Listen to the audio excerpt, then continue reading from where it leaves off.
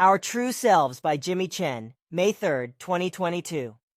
Often it is the case in our world in our current times when crass inequality prevails, that the human beings cannot think and act in the manner that corresponds with their healthy intellect and rationality, and their inner and innermost nature. Through the various negative influences of our world, such as the irrational teachings of religions, materialism, and other evils, the human beings have been conditioned to do things that are contrary to their inner and innermost nature. Through fear, anxiety, manipulation, threats, coercion, and punishment, the human beings are molded to take up the will of those who maliciously wield the scepter over them. In this process, due to the lack of self-thinking and choice, and as a compensation for the lack of free will, the human beings then either choose to conceal their fears and anxieties to cope with the situation by adopting the foreign will as their own the Stockholm Syndrome hostage effect. Rebel and do something else which also does not correspond with their inner and innermost nature, or to act just as badly as those who wield might over them and attempt to gain might over others through some means themselves. Inevitably, then, the human being goes through the life without actually being able to do the things that correspond with a healthy intellect and rationality and their inner and innermost nature, their true selves, and are continuously misled into unfavorable circumstances such as exploitation, servitude, wars, destruction, and overpopulation. But how does one counteract this? In more extreme circumstances where one truly has no choice but to comply, for example in hostage situations where there is a risk of bodily harm and death, then there is not much that can be done other than to escape, call for help, or disable the hostage takers. However, for the prevalent situation on the earth in our current times, where the majority of the human beings are being misled and have adopted an unwell-meaning foreign will under negative influences, fear, anxiety, deception, manipulation, propaganda, or carelessness, then there is something that could be done. All it takes is to identify the things which cause the fear, anxiety, deception, manipulation, or carelessness in the first place, and adjust the thinking and life choices accordingly. In many cases, the fear and anxiety is induced externally by negative influences, propaganda or irrational teachings, such as the religions which hammer the fear of punishment or fear of death into the human beings. This type of fear and anxiety is, however, unfounded because the threat is, contrary to real-life threatening situations, imaginary and not real. The human being's death, although it brings sorrow and sadness, is inevitable and is not something to be feared since it is natural except for murder or suicide, and is, according to the creation energy teaching, a transit station into a new life with a new personality.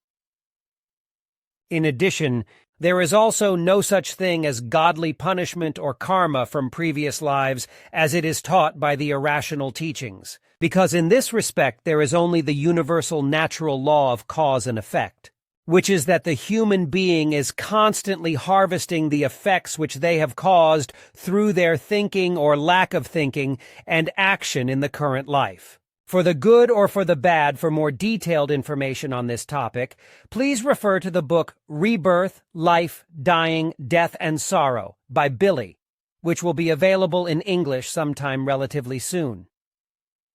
In our current times, when the religious teachings have become more and more unacceptable and irrational to the human beings, thanks to the natural development, new methods of manipulation and inducing fear and anxiety have been found, such as the spreading of propaganda and lies through media, deception, and imaginary threats, ever more than before through technology. For the restoration of the personal original self-thinking in intellect, rationality, and free will, the human being just needs to recognize the truth and adjust him or herself and his or her life accordingly. A simple, uncomplicated, yet often very effortful process. A very effective method for this is the meditation which, when practiced in the correct manner, enables the human being through clear sight, to precisely see and identify the causes of the fear, anxiety or carelessness, and in most cases, the fear and anxiety is unfounded and, depending on one's unique life circumstances, caused by one or several more factors such as imaginary perceived threats, environmental influences, lies, propaganda, religious irrational teachings, a mode of thinking that does not correspond with the reality, something hidden deep within the character as a result of earlier life experiences or upbringing, bad habits, addictions, etc. On the other hand, sometimes the human beings also allow themselves to be too easily enticed and corrupted by various false allurements, such as the irrational teachings of the religions or false material rewards. Through these, they are enticed into thinking, wanting and doing things that do not correspond with their innermost nature. For example, the unreal rewards of heavenly paradise or nirvana, the free pass to cause calamity through the absolving and shifting of guilt and responsibility to a god, the material rewards gained unrightfully through bribery, baits, and enticements, or the illusory rewards through phantasmagoria and virtual reality in the new time through technology, etc. In order to counteract this, a good knowledge of the real sense of life is necessary. According to the creation energy teaching, the real sense of life rests in the evolution of the consciousness and the creation energy previously spirit form within the human being through many lifetimes as new personalities. The heavenly paradise or nirvana, as is taught in the religions, do not exist in the form as they are described, but rather the higher creation energy realms are of a purely non-material, finest energetic nature where there are no material life forms. It takes millions of years of evolution for the creation energy within the human being to transition into this level, the Arahat Atharsata pure creational energetic level. Additionally, there is no God that would absolve one's guilt, since the human being is actually fully responsible for all his or her thinking and actions through the law of cause and effect, and constantly reaps the harvests which he or she has previously sown, for the good or for the bad. The material things of life are an important and necessary part of the evolution. However, when they are overvalued, excessive, or gained unfairly to the detriment of others,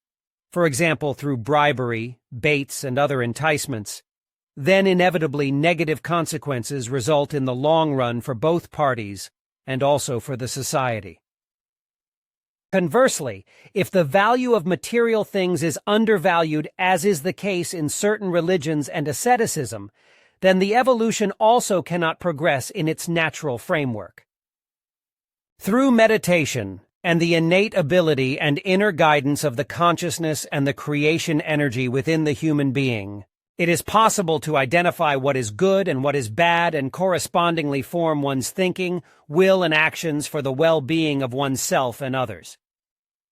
Through meditation, the human being can also learn to recognize him or herself, his or her real thoughts and feelings, his or her personality, and his or her innermost self, the creation energy. It is also well known in psychology that, since human beings are social community beings, a very effective method for the manipulation of the thinking, will, and action of the human beings is to manipulate their leadership or their main perception of leadership. Originally, the human beings were well led by the natural laws through their interaction and interconnection with the nature and the universe. Through intentional or unintentional falsifications of the truth-based teaching, the machinations of religions and other might-greedy rulers, who had the unwell-meaning intentions of controlling the thinking and will of the masses to their own advantage, this inner connection was severed through the fabrication of an imaginary might, such as a personified God.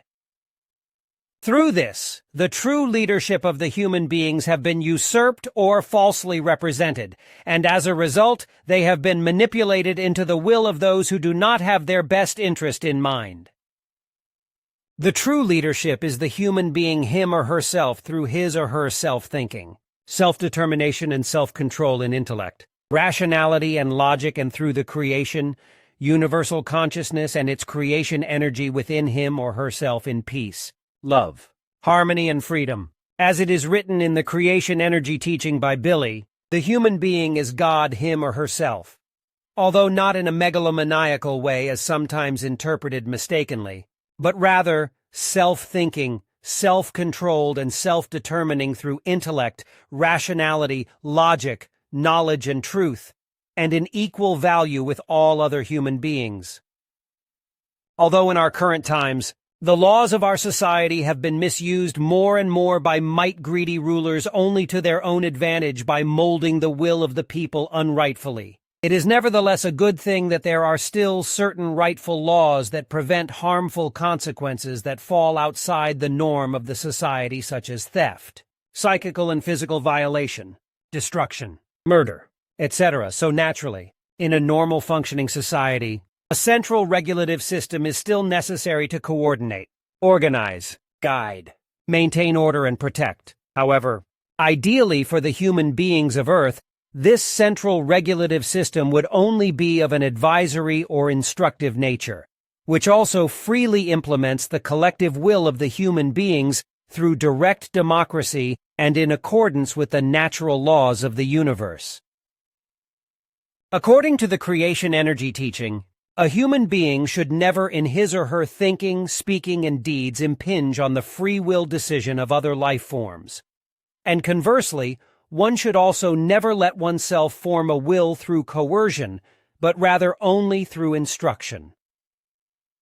However, it is also normal that sometimes one just cannot do exactly what he or she personally wants to in certain life circumstances, such as in working together with fellow human beings, in unexpected or critical life situations, etc. The natural innermost desire of the human being is to find truth, knowledge, wisdom, peace, love, freedom, harmony, and to evolve. And in this process, the human being also needs to make mistakes in order to learn from them. This process, however, is largely impeded when the human being does not have his or her freedom of thinking and freedom of will to do the things that are logically and uniquely relevant for his or her progress and evolution, which is only possible when the human being has a healthy consciousness and thinks and acts not based on fears and anxieties that have been induced unnaturally or on unreal enticements, but rather on intellect, rationality, self-thinking, self-determination, and self-control that is in accordance with his or her inner nature and innermost nature, the creation energy. Through the recognition of the truth by means of the very helpful truth-based writings of the creation energy teaching by Billy and meditation, the human beings can again recognize their true selves and restore their true freedom of thinking and true freedom of will that is in accordance with their inner and innermost nature, and dedicate themselves to being a true human being, where the evolution can progress in its natural entirety in intellect, rationality, and logic, where mistakes are still necessary, however, within a healthy logical framework. Sources: Arahat Athersata by Billy Genesis, by Billy Wiedergebert, Laban, Sturban, Todd and Trower, by Billy Geisteslehrer, Lehrbrief 125 by Billy.